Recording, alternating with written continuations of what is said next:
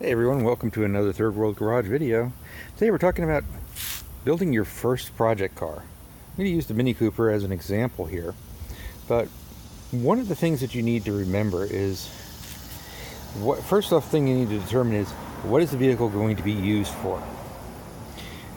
Now if it's going to go racing, it's different than if you're going to drive it every day. This was going to be driven every day. So you want to look for a vehicle, if you're going to do that, you want to look for a vehicle that's going to have the things that you need to make it through your daily life. You need air conditioning, then you should have a car that starts out with air conditioning. You should have a car that starts out, if you don't like automatic transmissions, get one with a manual, things like that. I mean, if you're not really that experienced in building a car, you need to consider just getting something that's close to what you want. Also, look at what the book value of the vehicle is in good condition. This car in particular, they said all it needed was a clutch, and they were quoted $1,500. Well, turns out that clutch turned into a transmission rebuild. One of the tires, which looked decent, wasn't, and it has some kind of a CAN bus fault. So obviously, getting it for significantly below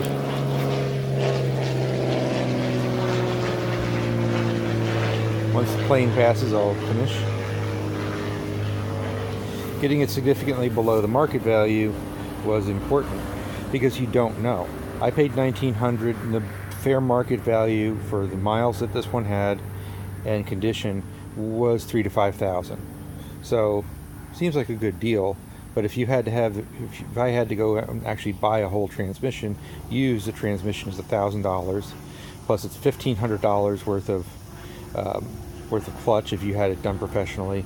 That's $2,500 right there, and you're spending enough to bring it up to speed to where it's just not worth it. You were better off just buying a good car in the first place where everything worked.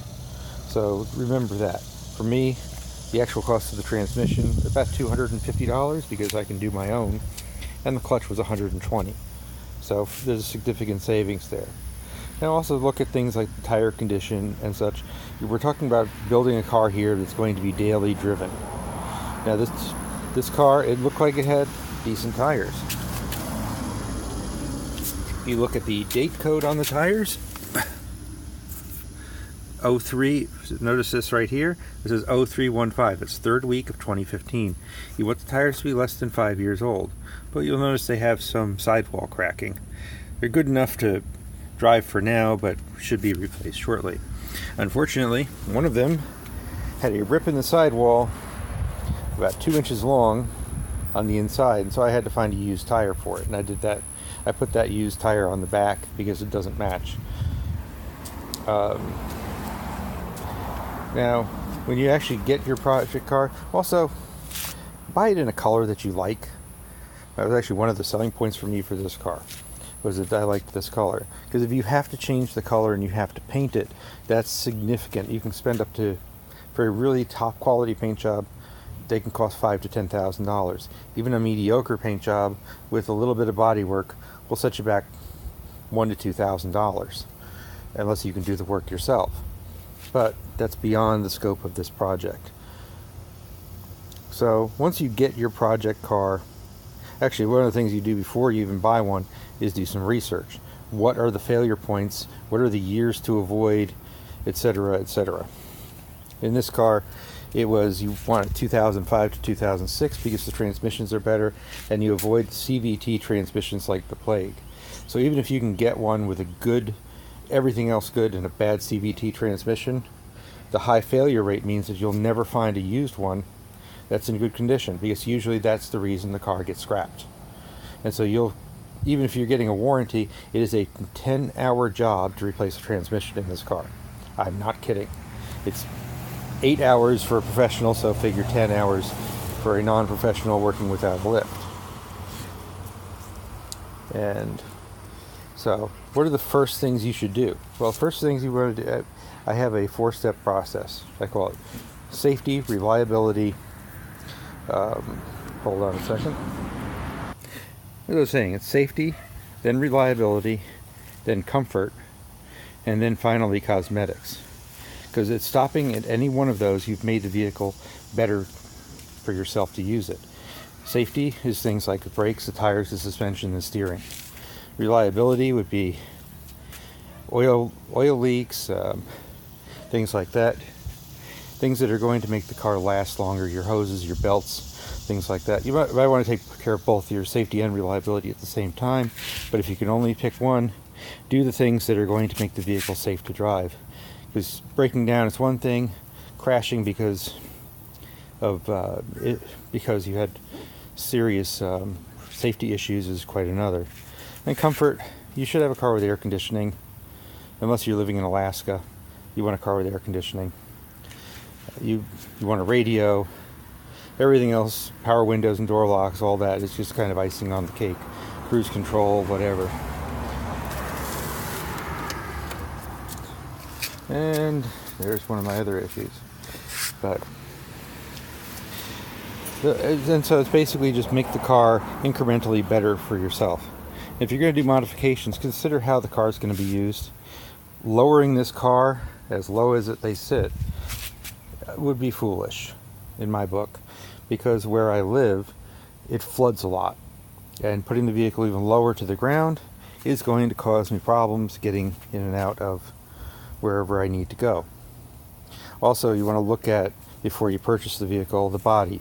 Original paint is a really nice thing because it means the car's never been wrecked. And accident damage isn't always fixed correctly. So you want to remember that. And also rust. Rust is your number one enemy with a project car. It's the one thing that is very, very difficult to repair, and it can cost so much money that it's not worth it. This is why cars coming from salt-free states and desert states generally command a premium. And also, if you're going to look at project car, modifications are a two-way street. They can be very bad. If a car has been heavily modified, even if it's the things that you want to do to it, that doesn't necessarily add value because it was probably beat on pretty badly. If it was owned by a teenager or somebody in the early 20s, that's also bad. You want a car that was owned by adults.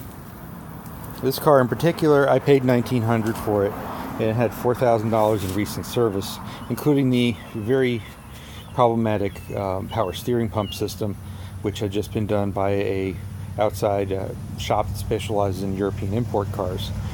So they gave up on it at the point that the clutch needed to be done.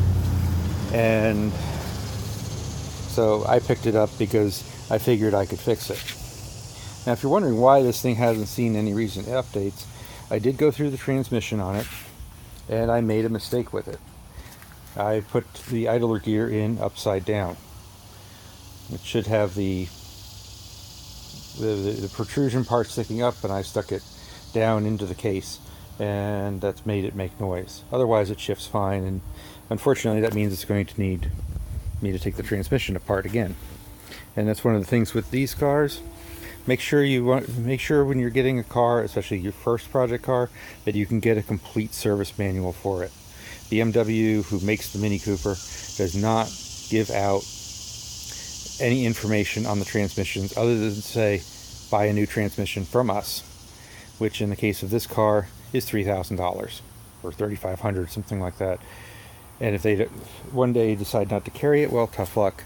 There's also no torque specs or anything else, or any diagrams on how it goes together. So yes, I did make a mistake, but I probably wouldn't have had I been able to get the information. And the reason this is a 2005 and not an earlier model, even though it's a 5-speed, is because, once again, that research thing. The Midlands gearbox from the earlier models of this, before 2005, is known to have some serious issues in the transmission, and they break all the time, and there's things that you can't fix. They press fit the ring gear, and that press fit ring gear, instead of being bolted to the differential, slips eventually, as you'd imagine it would, and that kills the transmission, and there's no way to fix it other than to find another differential and ring gear, which are going to be a time bomb. And then the CVT automatic ones, forget about it. Buy one of those only if you plan to do a complete engine swap and re-engineer the entire car, because that transmission is worthless garbage. But knowing that and knowing the problems can allow you to purchase the right vehicle. So this is the end of this first part of this series, and in the future I'll be showing you how to vet the car a little bit better. Anyway, thank you for watching.